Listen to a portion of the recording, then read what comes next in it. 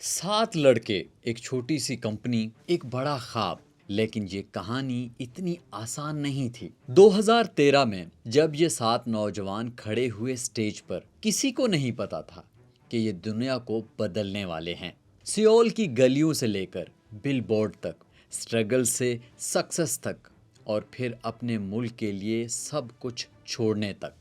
2010, Seoul, south Korea. Big hit entertainment, एक छोटी सी company, सिर्फ 2 फ्लोर, जहां सपने बनने वाले थे। सीईओ बैंग सी ह्यूक का एक विजन था, एक ऐसा हिप हॉप ग्रुप बनाना जहां हर मेंबर अपनी इंडिविजुअलिटी रख सके, जहां वो सिर्फ परफॉर्मर्स नहीं हूं बल्कि आर्टिस्ट हूं। उन्होंने 7 नौजवान चुने। केम नाम जून, जो बन गया RM, लीडर और रैपर। किम स्यूंग जिन, जो बन गया जिन, वोकलिस्ट। मिन जूंगी, Suga, rapper. Jung Ho Seok, J Hope, rapper. Park Jimin, Jimin, vocalist.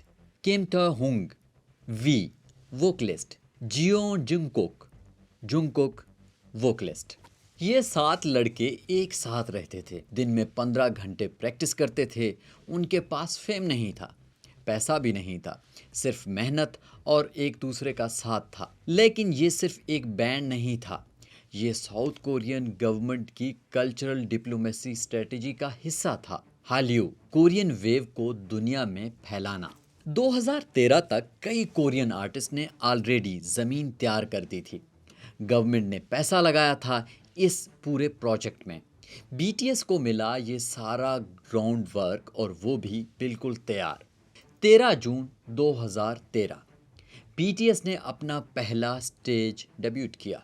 Single album too cool for school और lead single no more dream के साथ। दुनिया ने बिल्कुल ही नोटिस नहीं किया, लेकिन BTS ने कुछ किया जो उस वक्त कोई और नहीं कर रहा था। BTS ने फैंस के साथ कैफेज, चैट रूम्स के जरिए सीधा बात करना शुरू किया, वन ऑन वन। ये कोई कंपनी स्ट्रेटजी नहीं थी, ये असल में रियल कनेक्शन बनाने का तरीका था। यहीं से बनी आर्मी की foundation. Army, ARMY, adorable representative MC for youth. सिर्फ फैंस नहीं, एक फैमिली बनी। BTS और सोशल मीडिया की ग्रोथ एक साथ हुई। ये जनरेशन का परफेक्ट मैच था। बैंग PD ने समझ लिया था, टीवी पर नहीं, यूट्यूब पर फोकस करो। BTS की हर रोज की activity, dance practice, behind the scene, खाना खाते हुए, सब कुछ यूट्यूब पर डालना शुरू किया। पहली बार किसी आर्टिस्ट ने ऐसा किया, फैंस को लगा, अरे ये तो बिल्कुल हमारे जैसे हैं, हमारी तरह रियल हैं। 2014, BTS का boy in love song Korea में फेमस हुआ, लेकिन बाकी दुनिया में अभी भी BTS नहीं पहुंच सका था। बैंग PD ने BTS को अमेरिका भेजा, हिप हॉप सीखने के लिए। Reality show American hustle life में हिस्सा लिया। यहाँ BTS ने सिर्फ डांस नहीं सीखा, मेहनत की, बोर्ड साफ की, टॉयलेट साफ किए, होटल के काम किए, जिनके लिए ये सब करना बहुत मुश्किल था। लेकिन BTS का बिहेवियर इतना पोलाइट था, इतना हम्बल था कि लोग उन्हें और ज़्यादा पसंद करने लगे। आई नीड यू सॉन्ग आया और BTS को मिला उनका पहला मेजर अवार्ड, जो कि SBS MTV से मिला। ये उनका पहला अवार्ड, ये उनकी पहली रिकॉग्निशन थी। BTS का डांस सिर्फ इंटरटेनमेंट नहीं था, कम्युनिकेशन था। अगर आप कोरियन नहीं समझते तो उनकी कोरियोग्राफी देखकर समझ सकते हो कि गाना क्या कह रहा है। BTS का हर डांस कॉम्प्लेक्स था, हाई लेवल था, लेकिन उन्होंने परमिशन टू डांस जैसे सॉन्ग्स भी दिए, जिससे आम लोग भी कर सकते हैं और सीख सकते हैं। और सबसे बड़ी बात, बैंग PD ने BTS को अपने गाने खुद लिखने दिए। 95% कंपनीज अपने आर्टिस्ट को ये फ्रीडम नहीं देती, लेकिन BTS अपने लिरिक्स खुद लिखते थे, अपनी इमोशंस, अपने ज़िंदगी के बारे में, जो देखने वाले से रिलेट करती थी। जैसे कि RM और शुगा की अपनी अपनी मिक्स टेप्स भी हैं। 2016, blood sweat and tears, mama award, artist of the year. लेकिन ये जीत आसान नहीं थी। EXO, और ब्लैक पिंक के फैंस ने एलिगेशन लगाया कि वोटिंग में फ्रॉड हुआ है, बीटीएस कैसे जीत सकता है। लेकिन जो लोग बीटीएस को जानते थे कि उन्होंने कितनी मेहनत की थी।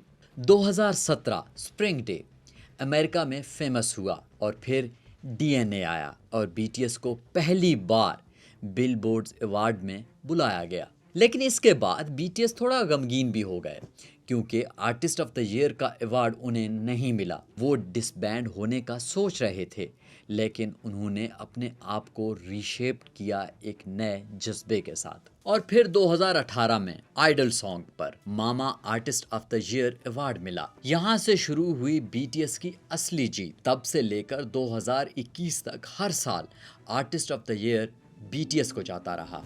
2019 बॉय विद लव 24 घंटे में सबसे ज्यादा देखा गया और मामा में 9 अवार्ड्स, 3 घंटे का अवार्ड शो जिसमें 1.5 आवर्स सिर्फ बीटीएस की परफॉर्मेंस के थे। बीटीएस के मेंबर्स के लिए कोरियन होना एक बैरियर था, लेकिन फिर 2020 डायनामाइट उनका पहला इंग्लिश सॉन्ग आया। बिलबोर्ड हॉट 100 नंबर 1, पहला ऑल कोरियन एक्ट जो नंबर 1 पर पहुंचा। उसके बाद Butter, permission to dance, life goes on, एक के बाद एक सुपर हिट सॉन्ग। और 2021 अमेरिकन म्यूजिक अवार्ड्स में best artist of the year मिला। ये पहला एशियन ग्रुप जिसने ये अवार्ड जीता। ग्रैमी में नॉमिनेट हुए, डायनामाइट के लिए जीते नहीं, लेकिन नॉमिनेशन भी एक बड़ी बात थी। और बीटीएस वो पहला कोरियन ब्रांड जो व्हाइट हाउस गया और अमेरिकन प्रेसिडेंट से मुलाकात की। 2020 दुनिया भर में कोविड पैंडेमिक से सब कुछ बंद हो गया। बीटीएस का वर्ल्ड टूर कैंसिल हो गया, लेकिन बीटीएस ने ब्रेक नहीं लिया। पैंडेमिक में जब सब मुश्किल था, बीटीएस ने कंटेंट बनाना बंद नहीं किया। उन्होंने जून 14, 2020 में Bang Bang Con live stream concert किया, गाने गाए, कॉन्सर्ट ऑनलाइन किए विदाउट एनी ऑडियंस। 2022 में एक ऐसा लाइव स्ट्रीम जो किसी ने एक्सपेक्ट नहीं किया था। बीटीएस ने अनाउंस किया कि वो एज ए ग्रुप थोड़ा ब्रेक लेंगे, सोलो प्रोजेक्ट्स पर फोकस करेंगे। दुनिया भर में आर्मी रोया, क्या बीटीएस अब एग्जिस्ट करती है? लेकिन फिर सब कुछ समझ आया। ये लोग कोविड में कितना ज़्यादा काम कर रहे थे, प्रेशर कितना था, दुनिया की नज़रें उनके ऊपर थीं। साउथ कोरिया में हर मर्द के 30 साल की उम्र से पहुंचने से पहले कम से कम 18 महीने मिलिट्री सर्विस में करनी पड़ती है। बीटीएस इतना फेमस था कि गवर्नमेंट सोच रही थी कि शायद उन्हें एग्जेम्पशन दे दें, क्योंकि बीटीएस की वजह से इकॉनमी को फ़ायदा हो रहा था। लेकिन बीटीएस ने खुद डिसाइड किया कि उन्हें स्पेशल ट्रीटमेंट नहीं चाहिए और वो अपना फ़र्ज़ निभाने ज़रूर मिलिट्री सर्विस लेंगे। सबसे पहले जिन इनलिस्ट हुआ, फिर जे होप अप्रैल 2023 में, फिर शुगा, आरएम, जिमिन, जंगकुक सब ने अपना फ़र्ज़ अदा किया। और फिर जून 2025 और सब आर्मी की सर्विस से वापस आ गए। 7 भाई 7 दोस्त वापस एक साथ। बीटीएस सिर्फ म्यूजिक नहीं, फैशन आइकॉन्स भी हैं। डायोर, लुइस विटॉन सबके ग्लोबल एम्बेसडर। फैशन हाउसेस ने फाइनली कहा, तुम हमारे पोस्टर पर आओ, कमर्शियल्स में आओ, सिर्फ पैसा नहीं लो बल्कि हमारे ब्रांड का पार्ट बन जाओ। ईस्ट की तरफ शिफ्ट हो रहा है कल्चर और अब बीटीएस उस मूवमेंट की फोर फ्रंट पर है। 40 मिलियन सब्सक्राइबर यूट्यूब पर, 30 मिलियन फॉलोअर्स ट्विटर और इंस्टाग्राम पर। आर्मी सिर्फ फैंस नहीं, एक मूवमेंट है।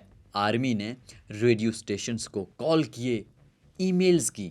जब तक बीटीएस का म्यूजिक नहीं बजाया जाता था, आर्मी को चैन नहीं आती थी। 2020 में जब बीटीएस ने ब्लैक लाइव्स मैटर को $1 मिलियन की डोनेशन दी थी, तब आर्मी ने बीटीएस को नंबर 1 चार्ट रैंकिंग तक पहुंचाया।